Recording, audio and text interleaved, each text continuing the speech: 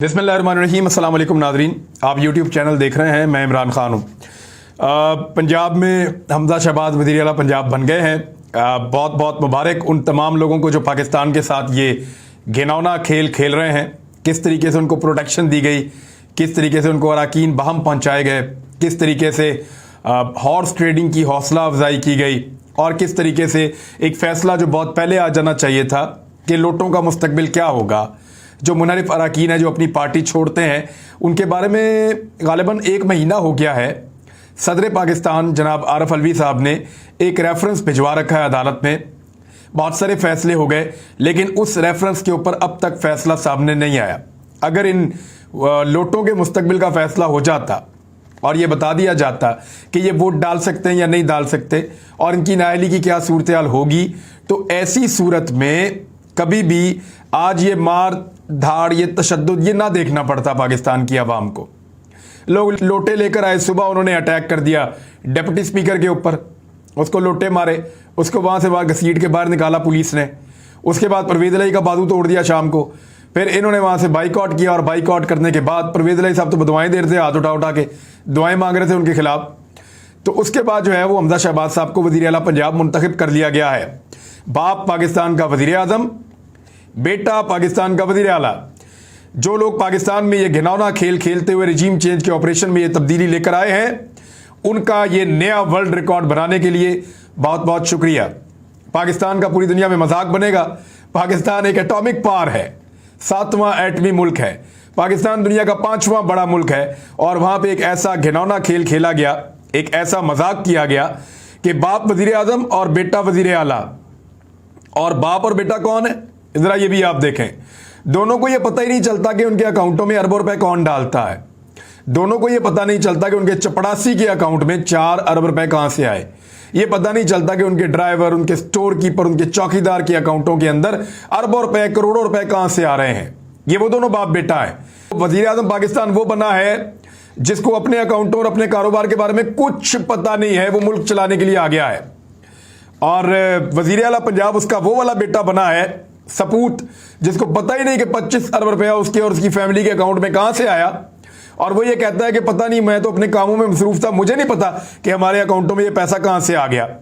बहरहाल ये सारी चीजें रिपोर्ट होती रही हैं, ज्यादा आपको बताने की जरूरत नहीं है। लेकिन एक ऐसा बाप और बेटा, उनके जरिए से पाकिस्तान के सबसे बड़े सूबे और पाकिस्तान के वफाक को मजाक बनाने पर और ये घिनौना खेल खेलने पर रिजीम चेंज का जो लोग इसके मुताल्लिका हैं, उन तमाम को दिल की गहराइयों से बहुत बहुत मुबारकबाद। एक और चीज, एक मुंतखब वज़ीर आज़म को, यानी जो वज़ीर आज़म पाकिस्तान था, उसके हाथ पांव बांध कर उसको हॉर्स ट्रेडिंग के सामने बेबस करके फेंकने पर भी हम दिली मुबारकबाद पेश करते हैं। आधी रात को जो अदालतें लगी उन पे दिली मुबारकबाद। इस्लामाबाद के होटलों में जिस तरह पैसा चलता रहा उस पे दिली मुबारकबाद। वो पैसा जिस तरीके से इस्लामाबाद पहुंचाया गया उस पे दिली मुबारकबाद। और फाइनली जो ऑपरेशन है वो मुकम्मल हो गया आज पंजाब के अंदर। जो वफाकी काबीना का नाम लिया जा रहा है, जरा वो भी मैं आपको बता देता हूं। आज मुमकिन तौर पे हलफ उठा सकते थे कुछ लोग, लेकिन थोड़ा फड्डा पड़ गया है। लेकिन बाप वज़ीर आज़म बन गया, बेटा वज़ीर आला बन गया और अब वो अपनी कैबिनेट बनाएंगे। मोहसिन दावड़ को सैफरान का वज़ीर बनाने की खबरें आ रही हैं। ये जो वजारत होती है ना सैफरान, ये रियासती और सरहदी उमूर का वज़ीर होता है। यानी जो पाक अफगान सरहदी इलाके हैं, सरहद पे तो फौजी ड्यूटी करते हैं ना। अब सरहद के ऊपर तो हम लोग नहीं जाते, सहाफ़ियों का तो काम नहीं है। वज़ीर इत्तलात तो उसको लगाया नहीं, वज़ीर ख़जाना भी नहीं लगाया कि वो बैंकों को देखेगा, उसको लगाया वज़ीर सैफरान। अब तक की इतला के मुताबिक हो सकता है फैसला बदल जाए या पाक फौज के अंदर कुछ थोड़ा बहुत ये आए कि यार इसको क्यों किधर लगा रहे हैं आप। क्योंकि इसके बारे में DGISPR ने बताया था मोहसिन दावर के बारे में, जो कैबिनेट का हिस्सा बनने जा रहा है, कि ये PTM के वो लोग हैं जो बैरूनी एजेंडे पे काम करते हैं, जो बाहर से इमदाद लेते हैं, पाकिस्तान के दुश्मनों से ये फंड वसूल करते हैं और पाकिस्तान के इदारों के खिलाफ ये प्रोपेगेंडा करते हैं। इनके कुछ लोग पाकिस्तान से बाहर भी बैठे हैं, वो भी पाकिस्तान के दुश्मन हैं और पाकिस्तान के खिलाफ प्रोपेगेंडा करते हैं। ये बात DGISPR और मौजूदा आर्मी चीफ जनाब जनरल कमर जावेद बाजवा साहब भी कर चुके हैं कि जो बाहर लोग बैठे हुए हैं और पाकिस्तान को और पाकिस्तान की अफवाज को और रियासत को जो बुरा भला कहते हैं, वो जो है वो उनके मकासद कभी पूरे नहीं होंगे, उन्होंने कहा था। लेकिन फिलहाल तो पूरे होते हुए नजर आ रहे हैं। मोहसिन दावड़ ये उस काबीना का हिस्सा है, उस हुकूमत का हिस्सा है। अली वजीर उस काबीना और उस हुकूमत का हिस्सा है जिसको अब बनाया गया है। ये लोग क्या नारा लगाते हैं, एक नारा आपको याद दिलाता हूं, लरो बर यू अफगान, लरो बर यू अफगान। ये नारा लगाते हैं, इसका मतलब है ऊपर भी अफगान है, नीचे भी अफगान है। ये कहते हैं कि अटक तक अफगानिस्तान है।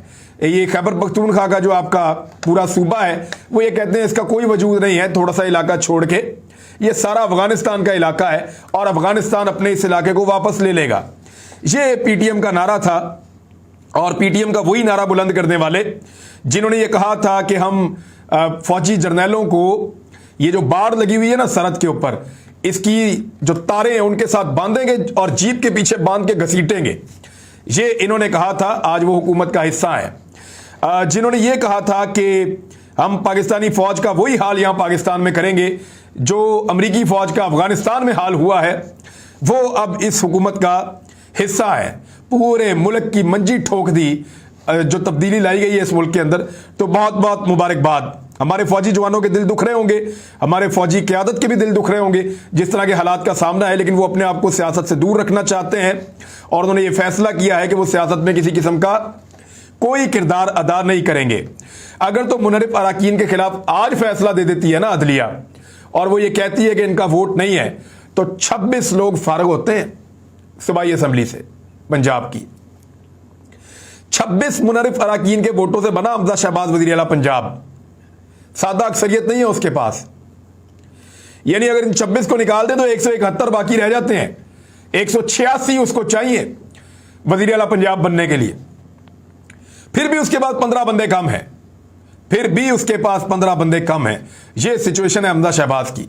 197 वोट लेकर वजीर आला पंजाब बना है और 26 अरकान जो हैं वो पाकिस्तान तहरीक इंसाफ के जो मुनरिफ हैं, जिसमें अलीम खान ग्रुप है, चीना ग्रुप है, मजारी ग्रुप है, ये वाला ग्रुप है जो है वो जहांगीर तरीन ग्रुप है।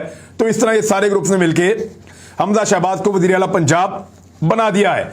जिद पूरी हो गई, वो वजीर आला पंजाब बन गए। कौम को बहुत बहुत मुबारक हो और कौम जो है वो अब मुबारकबाद देने के लिए इंशाल्लाह सड़कों पे आ भी रही है और दिल भर के वो मुबारकबाद देंगे। नए वजीर आजम की हालत आप चेक करें, जिसको वजीर आजम बनाया गया तजर्बाती तौर पे, उसने 4 फैसले ऐसे किए आते ही कि चारों के ऊपर रिवर्स गियर लग गया।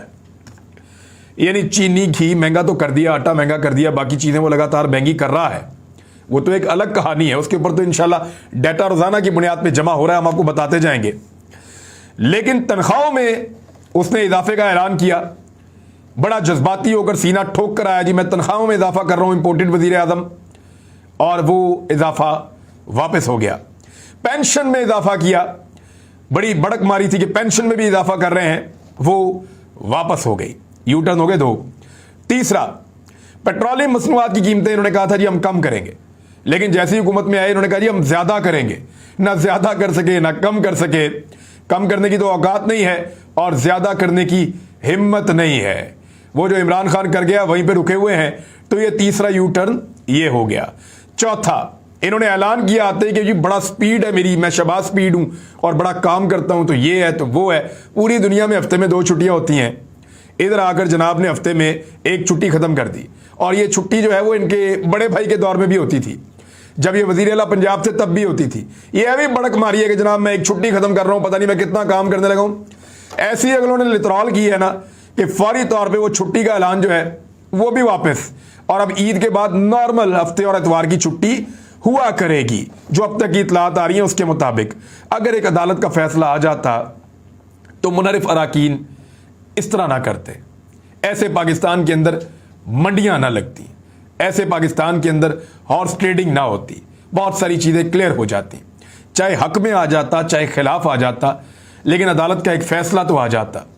कम से कम दिल में जो कसक है लोगों के, या दिल के अंदर लोगों के जो एक चुभन है या एक खलिश है कि यार शायद अदालत कोई इंसाफ दे देती हमें और पाकिस्तान के अंदर ये मकरूह खेल ना होता हॉर्स ट्रेडिंग का, तो वो तो निकल जाता, कम से कम वो गलतफहमी तो दूर हो जाती।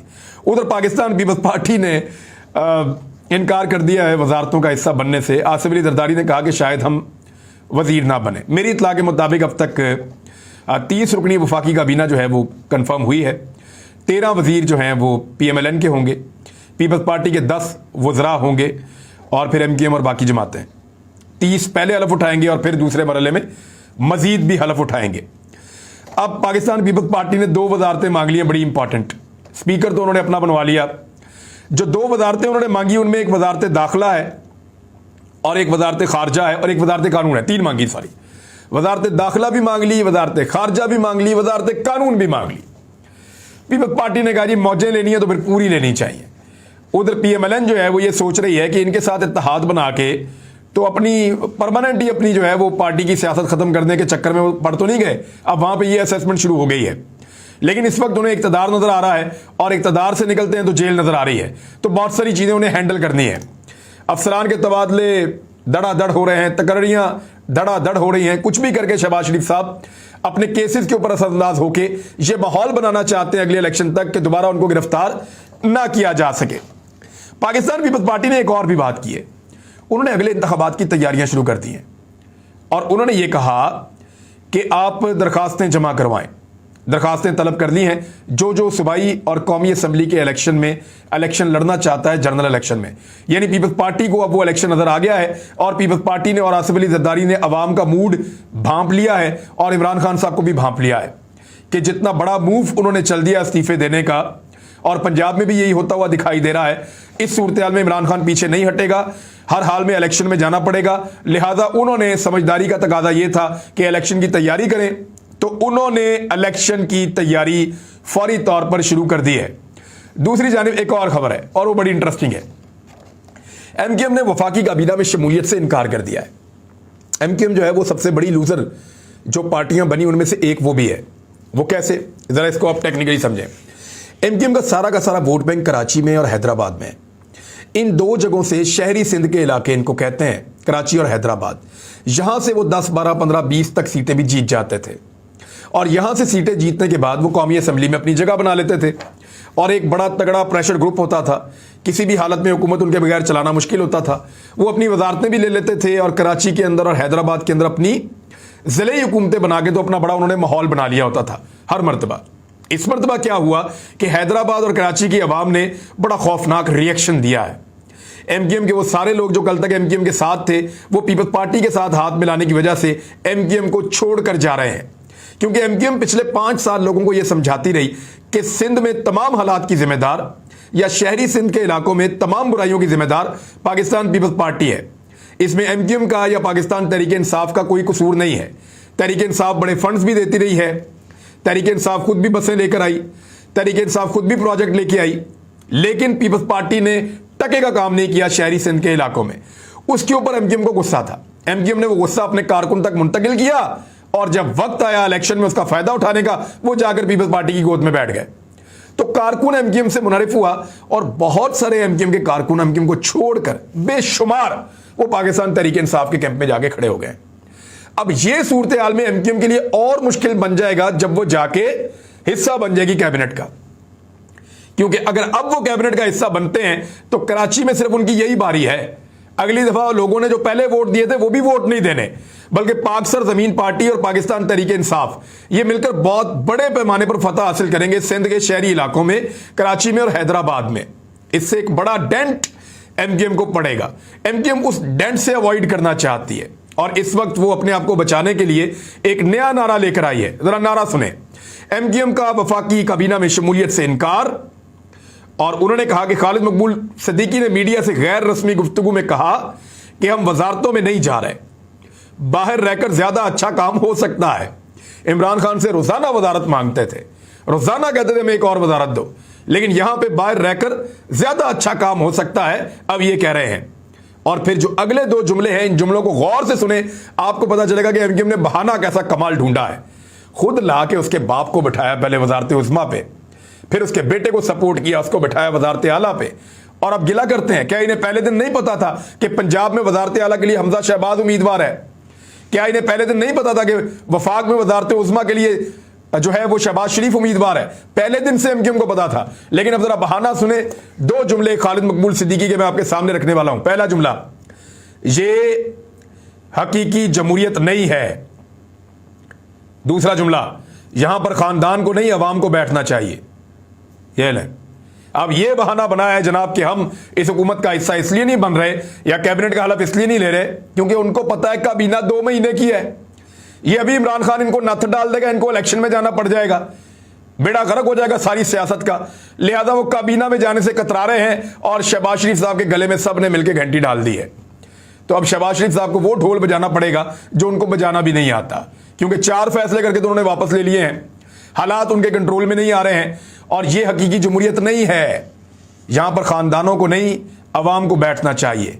तो क्या पहले नजर नहीं आ रहा था कि बाप उधर आ रहा है और बेटा वहां पे आ रहा है? तब तो आप उसकी सपोर्ट कर रहे थे।